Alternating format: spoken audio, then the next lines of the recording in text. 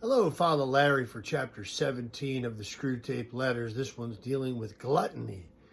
And in classic C.S. Lewis fashion, he's exposing an angle that we've never seen before. He's exposing us throughout this book in such ingenious ways. This is one that gets overlooked. Usually when we think of gluttony, we think of quantity of food, someone stuffing their face. We don't think of this gluttony of delicacy.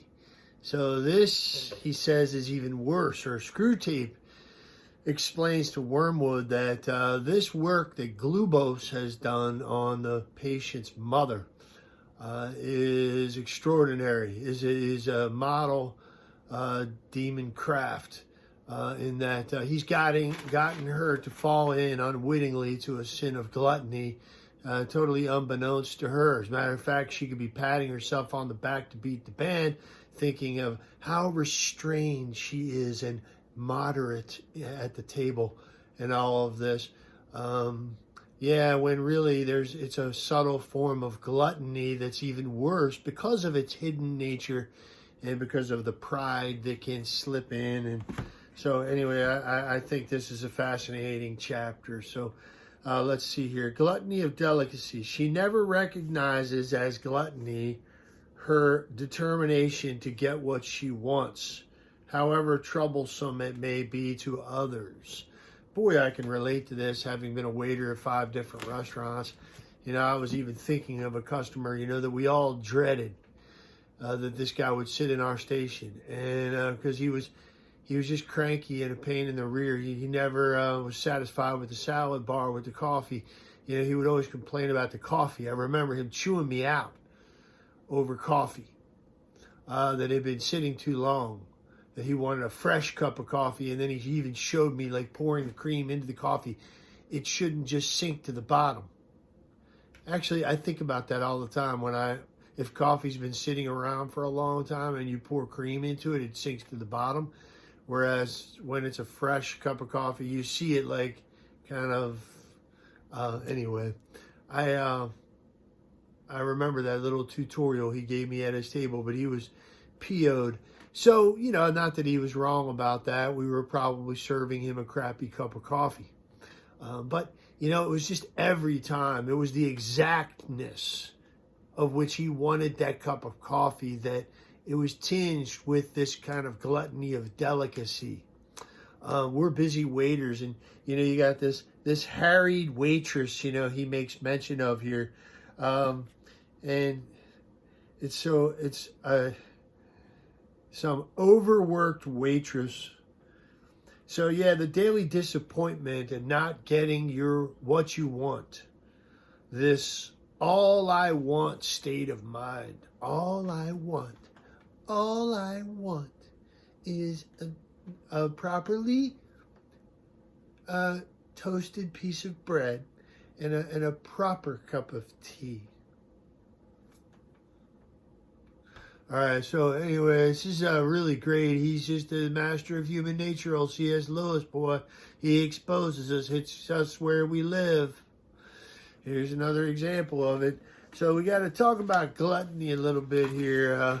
And what better place to go than St. Thomas Aquinas, because there wasn't much in the catechism. I couldn't find too much. I didn't do a thorough investigation, but I was looking at it, and I didn't find very much. So let's see what Thomas says, because this is great. He breaks it down in a similar fashion to C.S. Lewis. First, he talks about the food itself, and then the way we eat the food. So there's different aspects of gluttony, or species, he would call them.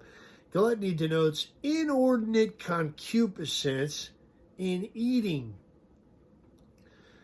Now, 2 things are to be considered in eating, namely the food itself that we eat, and the eating thereof, the act of eating. So first, let's talk about the food itself. Now, in respect to the food itself, what's interesting is that he makes a further distinction here. Thomas says, a man seeks sumptuous, costly food as regards its quality. So he seeks food prepared too nicely. or as he would say, that is daintily. So C.S. Lewis uses the word delicacy, delicate. So I like dainty is the word that St. Thomas uses. I didn't see what the Latin word was, but this person who is concerned with the quality of the food. So we're just talking about the food itself. To them, it's a gluttony of quality. That's what C.S. Lewis is getting at here. Foods prepared too nicely or daintily. And then there's also what we classically think of as gluttony, as somebody who's always stuffing their face, okay, as regards the quantity.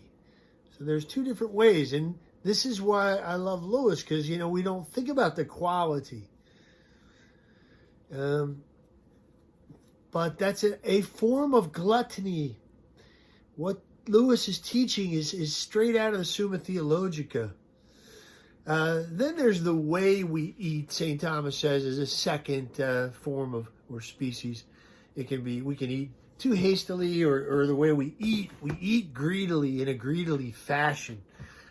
So anyway, she's in the all I want state of mind.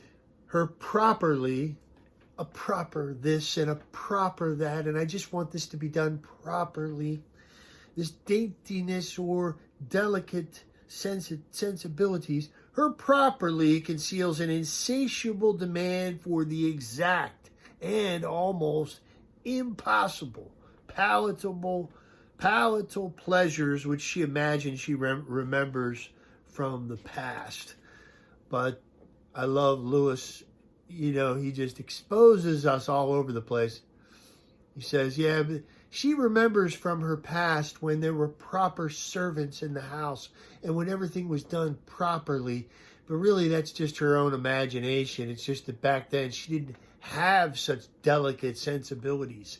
So it seemed proper, but it was more or less the same as what she's getting right now.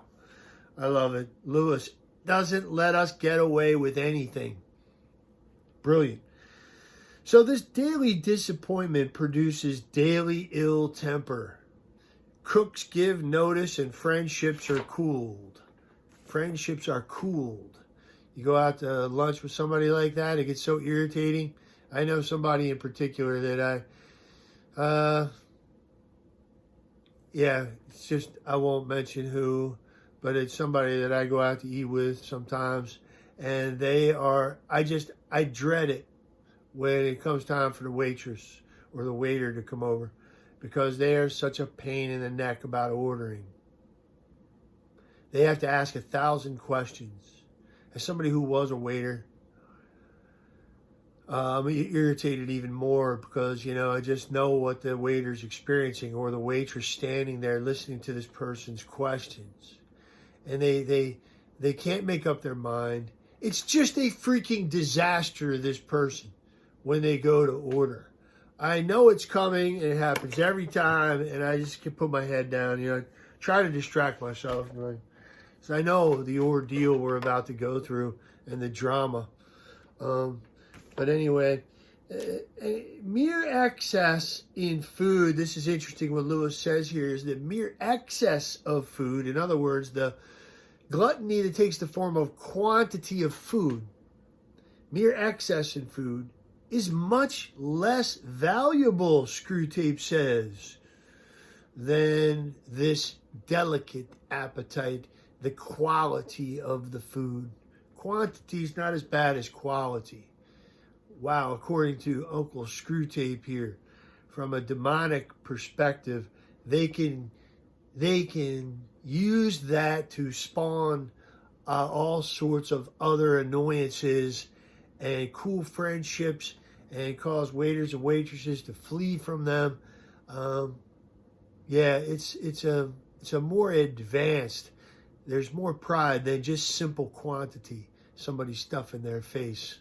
The devil can't do as much damage with that because there's so much pride and selfishness, self-concern, self-conceit that sneaks in with the delicacy stuff. So I'll throw in a couple scripture passages for good measure here, just to hear a little something from the Bible to go with this little talk on gluttony. Sirach 41:19. Be ashamed of selfish behavior at meals. And Proverbs 23:2-3. Put a knife to your throat if you are a man given to appetite. Do not desire the delicacies of the rich man's fare of his table. Okay, don't desire those delicacies, for they are deceptive food. Interesting. All right, now Proverbs 15:17. Better is a dinner of herbs where love is than a fatted ox and hatred with it. So even if the food isn't quality food, the quality could be poor. It could be just simple herbs, a dinner of herbs, but there's real charity there. That's so far better than a feast where everything is perfect and there's hatred or strife or bitterness or contention. Man, I love that. That's a good one. Lastly, just Philippians 3:19. Let's jump to St. Paul and hear the wisdom of the apostle, who says, speaking of the wicked, okay, for many of whom I have often told you and now tell you even with tears, live as enemies of the cross of Christ. Their end is destruction, their God is the belly, and they glory in their shame with minds set on earthly things. But our commonwealth is in heaven. Hope you enjoyed this. Until next time, God bless you.